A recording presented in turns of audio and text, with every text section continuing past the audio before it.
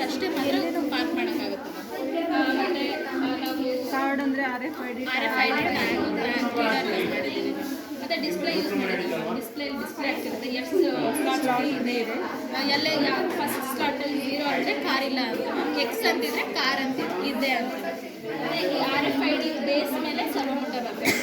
RFID authorised ಇದೆ ಅಂದರೆ ಅವರು ಕಾರಲ್ಲೇ ಬರೋವಾಗ ನೋಡ್ಬೋದು ಯಾವ ಸ್ಲಾಟ್ಸ್ ಇದೆ, ನಾವು ಎಲ್ಲಿ ಹೋಗಿ ಪಾರ್ಕ್ ಮಾಡಬೇಕು ಏನು ಅಂತ. ನಾವು ಅದಕ್ಕೋಸ್ಕರ ಆರ್ಡಿನೋ ಬೋರ್ಡ್ ಮತ್ತು ನೋಡ್ MC ಯೂಸ್ ಮಾಡಿದ್ದೀವಿ.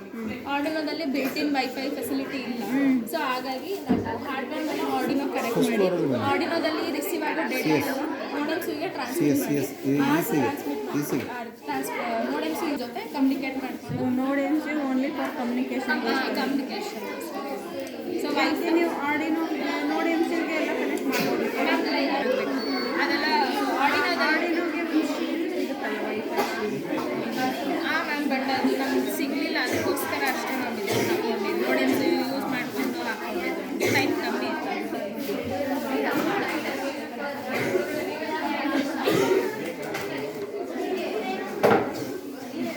ಎಷ್ಟು ಕಾರ್ಡ್ಸ್ ಫ್ರೀ ಇದೆ? 1 ಕಾರ್ಡ್ ಒಬ್ಬರು ಹೋದ್ರು ಮ್ಯಾಮ್ 3 ಅಲ್ಲಿ ನಿಲ್ಲಿಸಿದಾಗ ಎಷ್ಟು ಸ್ಲಾಟ್ಸ್ ಖಾಲಿ ಇದೆ ಅಷ್ಟು ಬರ್ತಾಗುತ್ತೆ. 0 ಸ್ಲಾಟ್ಸ್. 4 ಕಾರ್ಡ್ಸ್ ಇದೆ, 0 4 ಸ್ಲಾಟ್ಸ್.